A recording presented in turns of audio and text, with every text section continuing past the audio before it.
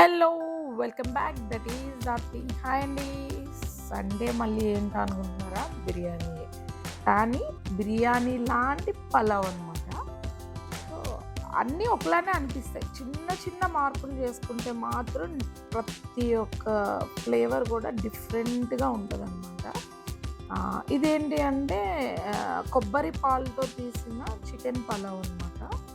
So, దీనికి onion, పచ్చిమిర్చి అలాగే మసాలా దినుసులు ఇలాచీ, లవంగాలు, దాల్చిన చెక్క, బిర్యానీ ఆకు, కొన్ని మిరియాలు.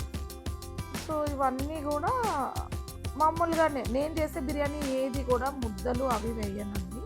ఇలాచీ కూడా నేను అప్పటికప్పుడే దంచుకుంటాను. ఎందుకంటే ఫ్లేవర్ మంచిగా వస్తుంది కాబట్టి అప్పటికప్పుడే దంచి వేస్తాను నేను ఇలాచీని కూడా.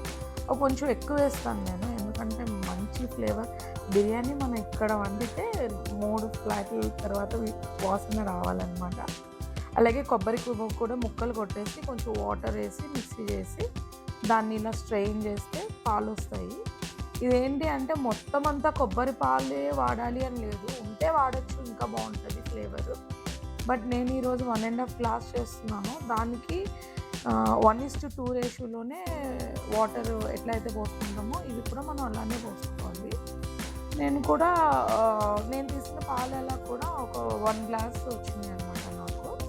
నేను 1.5 గ్లాస్ చేస్తున్నాను కాబట్టి సో నాకు వచ్చింది 1 గ్లాసే. మిగిలిన 2 గ్లాసెస్ కూడా నేను వాటర్ వేసుకోవచ్చు. అలాగే అల్లం వెల్లుల్లి కూడా అప్పటికప్పుడు దంచుకొని వేస్తేనే, నేను ప్రతి వీడియోలోనే చెప్తాను. ఎందుకు అంటే మీరే వేసి చూడండి, అప్పటికప్పుడు ఫ్రెష్గా దంచి వేసింది ఆ అరోమా వేరే ఉంటుంది. మొత్తం ఆ డిష్ ఫ్లేవరే చేంజ్ అయిపోతుంది అనమాట. తర్వాత యాజ్ యూజువల్ స్టవ్ వెలిగించుకోవాలి, బాండి పెట్టుకోవాలి, ఆయిల్ వేసుకోవాలి. నేను ఆయిల్ అన్నిట్లో ఎందుకు కొంచెం తక్కువ వేస్తాను అంటే నేను యూజ్ చేసేది ఆలివ్ ఆయిల్ అనమాట. అది ఎక్కువ క్వాంటిటీ అవసరం లేదు. సో ఆయిల్ వేయగానే మసాలా దినుసులన్నీ వేసి వేసుకొని ఆనియన్స్ కూడా వేసుకోవాలి. ఆనియన్స్ మంచిగా ఫ్రై చేసుకున్న తర్వాత ప్రతిసారి బిర్యానీనే అంటే బిర్యానీలో చికెన్తో చాలా వెరైటీస్ చేసుకోవచ్చు. ఒకటి కూడా ఒకదానితో ఒకటి టేస్ట్ డిఫరెంట్ ఉంటుంది. అల్లం వెల్లుల్లి కూడా వేసేసుకొని మంచిగా ఫ్రై చేసుకోవాలి. ఫ్రై చేసుకున్న తర్వాత చిల్లీస్ కూడా, పచ్చిమిర్చి నిలువుగా. మీకు ఈ బిర్యానీ పలావ్ అంతట్లోని కూడా స్పైస్ ఏదైనా ఉంది అంటే అది మిర్చి మాత్రమే. సో మీకు చిల్లీ ఎంత కావాలనుకుంటే అంత స్పైసీ మీరు ఇప్పుడే వేసుకోవాలి. ఇందులో మనం ఎలాంటి రెడ్ చిల్లీ పౌడర్ కానీ అది యూజ్ చేయమన్నమాట. కడిగి శుభ్రంగా పెట్టుకున్న చికెన్ కూడా యాడ్ చేసుకోవాలి. నేను 1/2 kg చికెన్ వేసుకుంటున్నాను 1.5 గ్లాస్ రైస్కి.